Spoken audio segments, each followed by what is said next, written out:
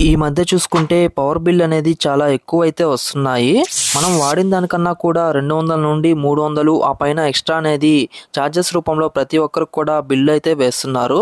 అసలు ఏవేమి ఛార్జెస్ మనకు వేస్తున్నారు, బిల్లులో అవి ఎలా చెక్ చేసుకోవాలి, మనం కాల్చిన కరెంట్కి వచ్చిన బిల్ ఎంత, మనం ఎక్స్ట్రా ఎంత పే చేస్తున్నాము అనేది పూర్తిగా బిల్ చూపిస్తూ ఈ వీడియోలో నేను ఎక్స్ప్లెయిన్ చేస్తాను. ప్రతి ఒక్కరు కూడా దీని గురించి తెలుసుకోవాలి అనే ఉద్దేశంతో ఈ వీడియో అయితే చేస్తున్నాను. గైస్, మీరు కనుక ఫస్ట్ టైం మన ఛానల్ చూస్తుంటే ఇటువంటి ఇన్ఫర్మేషన్స్ కోసం ఇప్పుడే సబ్స్క్రైబ్ అయితే చేసుకోండి. ఇదైతే మేము ఉంటున్న ఇంటికి వచ్చిన బిల్లు. ఈ మంత్ 2వ తేదీ అయితే దీన్ని అయితే తీయడం జరిగింది. బిల్ డేట్ చూసుకుంటే ఫిబ్రవరి 2 అయితే ఉంది. అలానే మనకి కింద బిల్ పీరియడ్ చూసుకుంటే 3 జనవరి నుండి ఫిబ్రవరి 2వ తేదీ వరకు అయితే ఈ బిల్ పీరియడ్ అయితే ఉంది. సో దాని కింద మనం చూసుకుంటే మనకి బిల్లుడ్ యూనిట్స్ అని చెప్పి 122 యూనిట్లు అయితే మెన్షన్ చేస్తున్నారు. సో నాకు ఈ పీరియడ్కి 122 యూనిట్లు అనేది మేమైతే కాల్చాము. సో దానికి కాను మనకి యాక్చువల్ ఛార్జెస్ అయితే మనకి ఎనర్జీ ఛార్జెస్ పర్ యూనిట్కి ఉంటుంది కదా. సో అవన్నీ క్యాలిక్యులేట్ చేసుకుంటే మనకి 122 యూనిట్లకు గాను 403.5 రూపాయలు అయితే మనకైతే రావడం జరిగింది. సో కానీ మనకి వచ్చిన బిల్ అనేది 782. సో అది ఎందుకు వచ్చింది అనేది నేను మీకు క్లియర్గా 1 by 1 అయితే మీకైతే ఎక్స్ప్లెయిన్ అయితే చేసి చూపిస్తాను. సో ఇక్కడ మీరు చూసుకుంటే మనకి ఎనర్జీ ఛార్జెస్ అనేది 403.5 రూపాయలు అయితే వేశారు కదా. సో దాని కిందనే మనకి ఫిక్స్డ్ ఛార్జెస్ కూడా వేశారు. సో ఫిక్స్డ్ ఛార్జెస్ వచ్చేసరికి మనకి 30 రూపాయలు అయితే వేశారు. సో ఈ ఫిక్స్డ్ ఛార్జెస్ అనేది మనకి ఎలా ఉంటుంది అంటే మనకి కాంట్రాక్టెడ్ లోడ్ అనేది సో ఎంత ఉంటే దానికి గాను మనకి 1 కిలోవాట్ ఉంటే 10 రూపీస్. సో అలా మనకి 50 రూపీస్ వరకు అయితే మనకైతే ఇదైతే ఉంటుంది. సో 5 కిలోవాట్స్ ఉంటే 50 రూపీస్. సో నాకైతే ఇప్పుడు నేను చూపిస్తున్న బిల్ అయితే 3 కిలోవాట్ అయితే మనకైతే ఉంది. సో దానికి గాను నాకు 30 రూపాయలు అయితే ఫిక్స్డ్ ఛార్జెస్ కింద అయితే ఇదైతే వేయడం అయితే జరిగింది. నెక్స్ట్ వచ్చేసరికి మనకి కస్టమర్ ఛార్జెస్ అయితే ఉన్నాయి. సో ఇవి వచ్చేసరికి కస్టమర్ ఛార్జెస్ 45 రూపాయలు గాను ఇక్కడైతే రావడం అయితే జరిగింది. సో కస్టమర్ ఛార్జెస్ అనేది ఇది మనకి ఏ నెలలో ఆ నెల వాడుకునే దాన్ని బట్టి 25 రూపాయల నుండి 55 రూపాయల వరకు అయితే మనకైతే స్లాబ్ను బట్టి అయితే ఈ ఛార్జెస్ అనేది మనకైతే ఉంటుంది. సో ఇది ఏంటిది అంటే ఇది మనకు కరెంటు ఇచ్చినందుకు వేసే ఛార్జెస్ అండి. సో ఇది మనకి 25 రూపాయల నుండి 50 రూపాయల వరకు అయితే మధ్యలో మనకి ఎంతైనా అంటే మనకైతే ఉంటుంది. సో ఇక్కడ నాకు బిల్లులు అయితే 45 రూపాయలు అయితే వేయడం జరిగింది. నెక్స్ట్ వచ్చేసరికి మనకి ఎలక్ట్రిసిటీ డ్యూటీ. సో ఇది వచ్చేసరికి మనకి 7 రూపాయల 32 పైసలు అయితే పడింది ఈ బిల్లులో. సో ఈ ఎలక్ట్రిసిటీ డ్యూటీ అనేది మనకి గవర్నమెంట్ వసూలు చేసే పన్ను. ఇది యూనిట్కి 6 పైసలుగా అయితే మనకైతే ఉంటుంది గృహాలకైతే. అదే షాప్స్కి అయితే మనకి 1 రూపాయి అట్లయితే ఉంటుంది. సో ఎన్ని యూనిట్స్ వాడితే అన్ని 6 పైసలు చొప్పున అయితే మనకైతే ఇదైతే క్యాలిక్యులేట్ అయితే అవుతుంది. సో దాన్ని బట్టి ఇది ఎలక్ట్రిసిటీ డ్యూటీ అయితే మనకైతే పడడం అయితే జరుగుతుంది. సో ఇక్కడ వరకు కూడా మనకి ఇవన్నీ కూడా కామన్గా అయితే మనకైతే ప్రతి నెల అయితే ఉంటాయి. సో కానీ ఇక్కడ మనకి ఎక్స్ట్రా వీళ్ళు వసూలు చేసేది ఇక్కడ మనకి FPPCA అని చెప్పి మనకైతే ఇది 3 times అయితే మనకైతే వసూలు చేస్తున్నారు. సో అసలు FPPCA అంటే ఏంటంటే fuel and power purchase cost adjustment. So వీళ్ళు చెప్తున్న తెలుగు మీనింగ్ ఏంటంటే సర్దుబాటు ఛార్జీలు పరంగా మనకైతే ఇవైతే వసూలు చేస్తున్నారు. సో అందువల్లే మనకి బిల్లులు అనేది ఇంత బిల్లులు అయితే రావడం అయితే జరుగుతుంది. సో ఇక్కడ చూసుకుంటే మనకి 2022-06 అని ఉంది కదా. 06 అంటే జూన్ మంత్. సో 2022 జూన్లో వాడిన కరెంటుకి ఇప్పుడు మనకి సర్దుబాటు ఛార్జీ కింద మనకి ఇప్పుడైతే వసూలు చేస్తున్నారు. ఈ బిల్లులో వచ్చేసరికి 97 రూపాయల 20 పైసలు అయితే పడింది. సో అలానే మనకి ఇంకొకటి 2023-5 అంటే మే. సో ఆ నెలకు సంబంధించి మనకి సర్దుబాటు ఛార్జీల కింద 136 రూపాయలు అయితే వేశారు.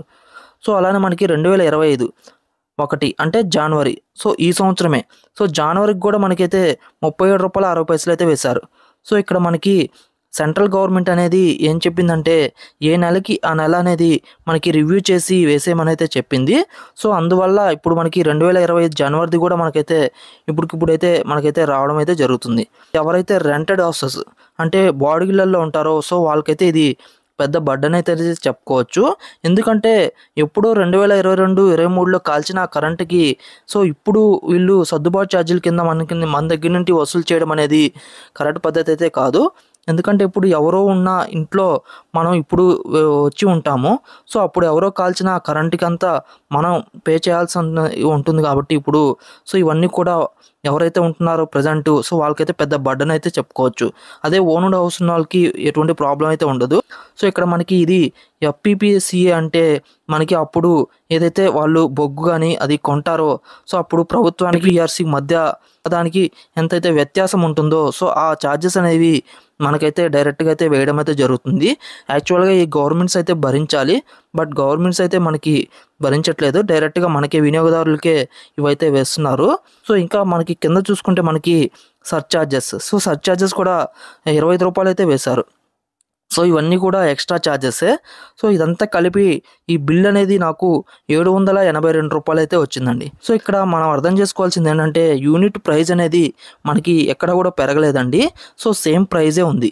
కాకపోతే మనకి ఎక్స్ట్రా ఏమొస్తున్నాయంటే సో, ఏదైతే సర్దుబాటు ఛార్జెస్ అని చెప్తున్నారో సో, అవి వేసి మనకైతే మన దగ్గర నుంచి అయితే వసూలు చేస్తున్నారు. సో, నేను కనుక్కున్న దానికి నాకు ఉన్న ఇన్ఫర్మేషన్ బట్టి వీళ్ళు చెప్తున్నది ఏంటంటే 2026 వరకు కూడా ఈ సర్దుబాటు ఛార్జీలన్నీ వసూలు చేస్తారని అయితే చెప్తున్నారు. సో, ఇక్కడ ఇంకా ఏంటంటే చాలామందికి కూడా ఇక్కడ ట్రూ అప్ ఛార్జెస్ అయితే ఉంటాయి. సో, ఈ బిల్లులు అయితే ఇప్పుడు నేను చూపించే బిల్లులు అయితే ట్రూ అప్ ఛార్జెస్ అయితే ఏం లేవు. ఎందుకు అంటే ట్రూ అప్ ఛార్జెస్ అనేవి ఎవరైతే 2014, 2019 మధ్య వాడుంటారో సో, వారందరికి కూడా ట్రూ అప్ ఛార్జెస్ అయితే పడుతున్నాయి. అంటే 2014, 2019 మధ్యలో ఎవరు ఏ మీటరు రన్నింగ్‌లో ఉన్నా కానీ సో, వాళ్ళందరికి కూడా ట్రూ అప్ ఛార్జెస్ అనేది ఉంటాయి. సో, ఇక్కడ ఎందుకు లేవంటే వీళ్ళ కనెక్షన్ అనేది 2020 తర్వాత ఉంది కాబట్టి సో, వీళ్ళకి ట్రూ అప్ ఛార్జెస్ అనేవి లేవు. సో, మేము కూడా ప్రెజెంట్ రెంటెడ్ హౌస్‌లో అయితే ఉంటున్నాము. ఏదైతే ప్రీవియస్‌గా వీళ్ళు వాడారో సో, వాటికి కూడా ఇప్పుడు మేమైతే అనవసరంగా పే చేయాల్సి అయితే వస్తుంది. సో, ఇదైతే కరెక్ట్ పద్ధతి అయితే కాదు. సో, రెంటెడ్ బాడుగ హౌస్‌లో ఎవరైతే ఉంటారో సో, వాళ్ళందరికీ ఇది చాలా పెద్ద బర్డెన్ అయితే చెప్పుకోవచ్చు. మనకొచ్చిన అసలు యాక్చువల్ బిల్ ఎంతో కూడా నేను వీళ్ళ వెబ్‌సైట్‌లోనే ఏదైతే అఫీషియల్ ఏపీఎస్‌పీడీసీఎల్ వెబ్‌సైట్ ఉందో సో, దాంట్లోనే మీకు వెళ్ళి యాక్చువల్ మనకొచ్చిన బిల్ ఎంత, మనకి ఎక్స్ట్రా పడిన బిల్ ఎంతో కూడా నేనైతే ఇక్కడ మీకు క్లియర్‌గా అయితే చూపిస్తాను. జాగ్రత్తగా చూడండి ఇక్కడ నుండి. ఏదైనా బ్రౌజర్‌ని ఓపెన్ చేసుకొని గూగుల్ సెర్చ్ బార్‌లో ఏపీఎస్‌పీడీసీఎల్ అని అయితే టైప్ చేసుకోండి. సో, టైప్ చేసుకొని ఓకే చేసుకున్నాక మనకి కొన్ని లింక్స్ అయితే వస్తాయి. ఇందులో మొదటిది ఏపీఎస్‌పీడీసీఎల్ అని ఉంది కదా! సో, అందులో మనకి ఆప్షన్ వ్యూ బిల్ డీటెయిల్స్ అని చెప్పి మనకు ఒక ఆప్షన్ అయితే ఉంటుంది. సో, దాన్ని అయితే క్లిక్ చేసుకోండి. సో, దాన్ని క్లిక్ చేసుకున్నాక మనకి నెక్స్ట్ పేజ్ అనేది ఈ విధంగా అయితే ఓపెన్ అయితే అవ్వడం జరుగుతుంది. సో, దీనికి సంబంధించిన లింక్‌ను మీకు కింద ఉన్న డిస్క్రిప్షన్‌లో కూడా ఇస్తాను. సో, అక్కడ నుండి క్లిక్ చేసినా మీరు డైరెక్ట్‌గా ఈ పేజ్‌కి అయితే రావడం అయితే జరుగుతుంది. సో, ఇక్కడ చూసుకుంటే మనకి సర్వీస్ నెంబర్ అయితే అడుగుతుంది. సో, మన యొక్క పవర్ బిల్‌లో ఏదైతే సర్వీస్ నెంబర్ ఉందో సో, ఆ యొక్క 13 అంకెల సర్వీస్ నెంబర్‌ని ఇక్కడైతే మనం అయితే ఎంటర్ చేసుకోవాలి. ఎంటర్ చేసుకున్నాక మనకి కింద మొబైల్ నెంబర్ అయితే అడుగుతుంది. సో, మన యొక్క సర్వీస్ నెంబర్‌కి లింక్ అయిన మొబైల్ నెంబర్‌ని ఇక్కడైతే ఎంటర్ చేసుకోవాలి. సో, మొబైల్ నెంబర్‌ని అయితే ఎంటర్ చేసుకొని కింద మనకి ఒక చిన్న పజిల్ అయితే ఉంటుంది సమ్ము. సో, దానికి సంబంధించిన సమ్ చేసి ఆన్సర్ అయితే కింద అయితే మనం ఎంటర్ చేయాల్సి అయితే ఉంటుంది. సో, ఎంటర్ చేసుకున్నాక మనకి కింద సబ్మిట్ అనే ఒక ఆప్షన్ అయితే ఉంటుంది. సో, దాన్ని అయితే క్లిక్ చేసుకోండి. క్లిక్ చేయగానే మనకి నెక్స్ట్ పేజ్ అనేది ఈ విధంగా అయితే వస్తుంది. ఇక్కడ మనకి మన యొక్క సంబంధించిన బిల్లుకి సంబంధించిన డీటెయిల్స్ అన్నీ కూడా మనకైతే ఇక్కడైతే ఉండడం జరుగుతుంది. సో, దాని కింద మీరు గమనించినట్లయితే ఒక 4 ఆప్షన్స్ అయితే ఉంటాయి. సో, ఇందులో మనకి థర్డ్‌ది కన్జంప్షన్ హిస్టరీ అని అయితే ఉంటుంది. సో, ఆ యొక్క ఆప్షన్ అయితే మీరైతే క్లిక్ చేసుకోవాలి. క్లిక్ చేసినట్లయితే మనకి మన యొక్క బిల్స్ డీటెయిల్స్ అయితే మనకి ఎవ్రీ మంత్ బిల్ డీటెయిల్ అయితే మనకైతే ఇక్కడైతే రావడం జరుగుతుంది. ఇక మనకి ఫిబ్రవరి మంత్ చూస్తున్నాం కాబట్టి సో, ఫిబ్రవరి మంత్ చూసుకుంటే మనకి ఇక్కడ రీడింగ్ అనేది మనకి యూనిట్స్ అనేది మనకైతే ఇక్కడ చూపిస్తుంది. అలానే బిల్ అమౌంట్ చూసుకుంటే మనకి రూ. 782 అయితే ఉంది. సో, దీన్ని అయితే గుర్తుపెట్టుకోండి. సో, ఇప్పుడు ఏదైతే కనిపిస్తుందో ఫిబ్రవరి బిల్ డేట్ ఉంది కదా! సో, ఆ బిల్ డేట్ కింద ఫిబ్రవరి మంత్ అయితే క్లిక్ చేసుకోండి. సో, ఫిబ్రవరి మీద క్లిక్ చేసుకున్నట్లయితే మనకి నెక్స్ట్ పేజ్ అనేది సో, మనకైతే ఓపెన్ అయితే అవ్వడం జరుగుతుంది. సో, దాన్ని క్లిక్ చేస్తే మనకి ఈ విధంగా అయితే వస్తుంది. ఇక్కడ మనకి చూసుకుంటే మనకి రూ. 485 అయితే యాక్చువల్ బిల్ అయితే ఉంది. కానీ మనకి ఇందాక వచ్చింది రూ. 782. సో, ఒరిజినల్ బిల్ అయితే మనకి రూ. 485. దీనికి సంబంధించిన డీటెయిల్ అనేది ఇక్కడైతే ఉంటుంది. సో, ఇక్కడ మనం చూసుకుంటే టారిఫ్ డీటెయిల్స్ అలానే క్యాలిక్యులేటెడ్ చార్జెస్ అని చెప్పి ఉన్నాయి. సో, ఇక్కడ టారిఫ్ డీటెయిల్స్ చూసుకుంటే మనకి మొత్తం 6 స్లాబ్లు అయితే ఉంటాయి. సో, ఇందులో మనకి 0 to 30 వచ్చేసరికి మనకి ₹1.90 పర్ యూనిట్కి అయితే ఛార్జ్ అవుతుంది. కస్టమర్ ఛార్జెస్ వచ్చేసరికి రూ. 25, ఫిక్స్డ్ ఛార్జెస్ వచ్చేసరికి రూ. 10.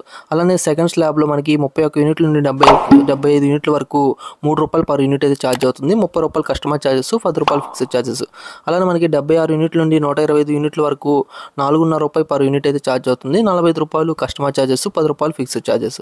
అలానే నెక్స్ట్ చూసుకున్న మనకి 126 నుంచి 225 యూనిట్ల వరకు ₹6 పర్ యూనిట్ అయితే ఛార్జ్ అవుతుంది. దీనికి గాను మనకి కస్టమర్ ఛార్జెస్ ₹50, అలానే ఫిక్స్డ్ ఛార్జెస్ ₹10. సో కరవై కూడా మీరైతే ఇక్కడైతే వీడియో పాస్ చేసి అయితే మీరైతే చెక్ చేసుకోవచ్చు. సో దాని ప్రకారంగా నాకు స్లాబ్ని బట్టి 122 యూనిట్లకి నాకైతే ఇక్కడ మొత్తం కలిపి ₹403.5 అయితే రావడం అయితే జరిగింది. అలానే కస్టమర్ ఛార్జెస్ వచ్చేసరికి ₹45, అలానే ఫిక్స్డ్ ఛార్జెస్ వచ్చేసరికి ₹30, అలానే ఈడీ ఛార్జెస్ వచ్చేసరికి ₹7.32. సో మొత్తం కలుపుకొని నాకు వచ్చిన బిల్ ఎంత అంటే ₹485.82. సో కానీ నాకు ఆడ చూపిస్తున్న బిల్లులో వచ్చిన బిల్లు అయితే ₹782 వచ్చింది. అంటే క్యాలిక్యులేషన్ చేసి చూస్తే ₹296.18 అనేది డిఫరెన్స్ అయితే రావడం జరిగింది. సో ఇది నా బిల్లుకి పడిన ఎక్స్ట్రా అమౌంట్. ఈ విధంగా చెక్ చేసుకొని మీకు కూడా ఎంత ఎక్స్ట్రా అమౌంట్ పడిందో కింద ఉన్న కామెంట్ రూపంలో నాకైతే తెలియచేయండి. ఆ యూనిట్కున్న ప్రైస్ తీసుకోవాలి, కానీ ఎప్పుడో వాడిన దానికి ఇప్పుడు వేయడం అనేది చాలా దుర్మార్గం అండి. సో ఈ వీడియోని ప్రతి ఒక్కరికి కూడా షేర్ చేయండి, నచ్చితే లైక్ చేయండి. అలానే ఇటువంటి ఇన్ఫర్మేషన్స్ కోసం ఇప్పుడే మన ఛానల్ అయితే సబ్స్క్రైబ్ చేసుకోండి. Thank you friends, thank you for watching this video.